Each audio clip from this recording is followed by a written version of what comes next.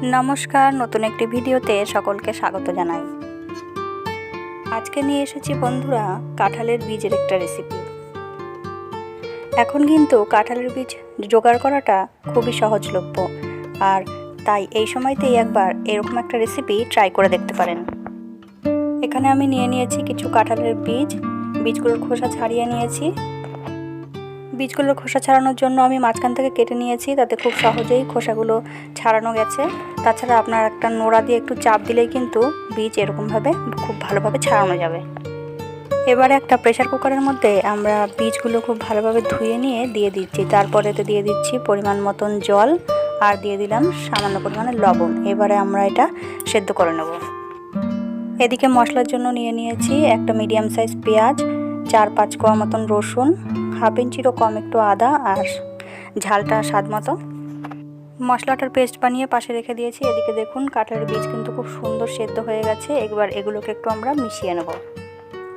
আমি একদম মিশিয়ে ফেলবো না, একটু দানা দানা রাখবো। আর আপনারা যদি চান একদম মিশিয়ে ফেলতে, সেক্ষেত্রে মিক্সারে দিয়ে একটু ঘুরিয়ে নিতে পারেন। এবারে এর মধ্যে দিয়ে দিচ্ছি পরিমাণ মতন জল, আর সাথে দিয়ে দেব পরিমাণ মতন নুন আর হলুদ। তারপর এটা কিছুক্ষণ আমি ফুটিয়ে নিচ্ছি।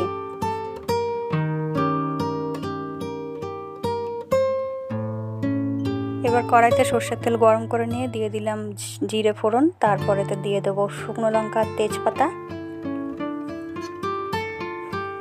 তারপর কয়েক সেকেন্ডের জন্য ফোড়নটা আমি খুব ভালোভাবে ভেজে নিচ্ছি। তারপর বাটা মশলাটা এর মধ্যে দিয়ে দিলাম।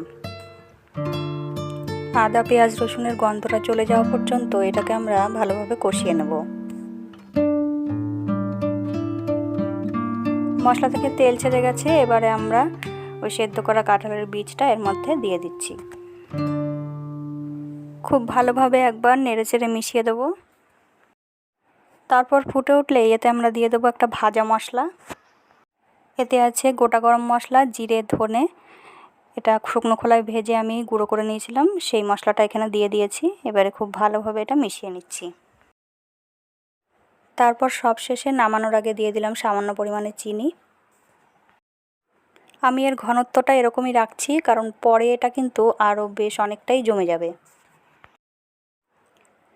এটা আমি পরিবেশন করার জন্য নামিয়ে নিয়েছি। এবারে আমি ভাতের সাথে এটা পরিবেশন করছি।